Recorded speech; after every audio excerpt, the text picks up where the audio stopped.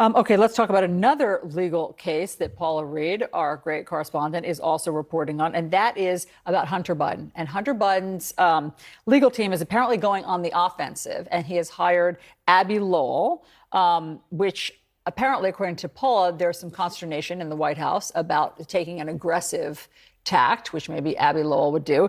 On MSNBC, President Biden was asked about this tonight.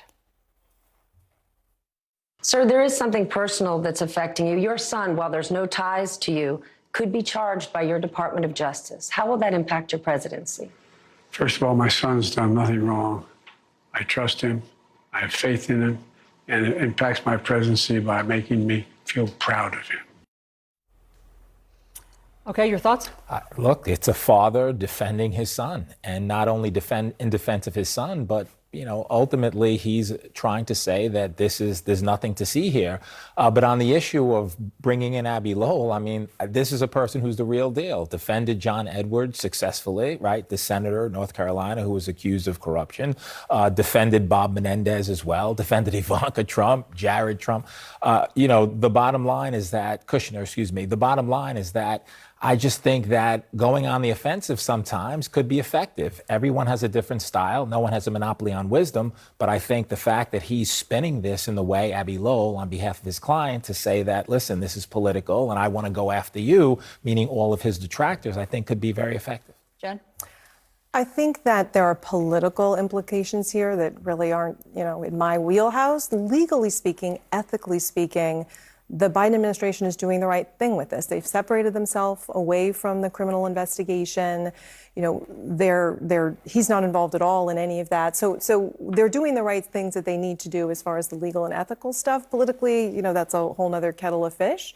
But he's doing what he needs to do. And as a father, as Joey said, he's defending his son. He's saying, I love him no matter what. And that's the right thing to do in that category, too.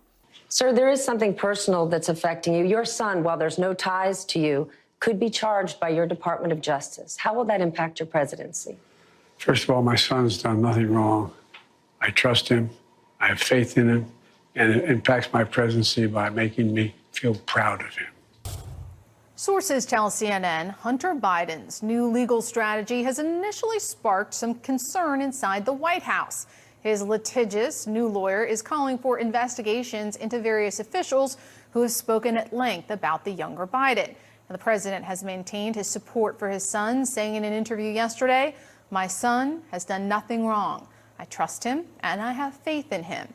Now, CNN legal analyst Jennifer Rogers joins us now. All right, Jennifer, I did this reporting yesterday. I want to sort of set the context for viewers before I get your take. Back in December, after Republicans took the House, made it clear they were going to target Hunter Biden, the Justice Department investigation that was supposed to have been nearing an end hadn't resulted in any charges. Hunter's lawyer, Kevin Morris, and Hunter wanted to pursue a more aggressive, forward-leaning strategy. But some senior officials and senior Democrats inside the White House said, look, we don't know if that's a good idea. I'm told that they were concerned about what that would mean for Hunter. So if you were in the room for this meeting back in December, which side would you be on? Would you encourage a client to, go fire off some letters, throw some punches?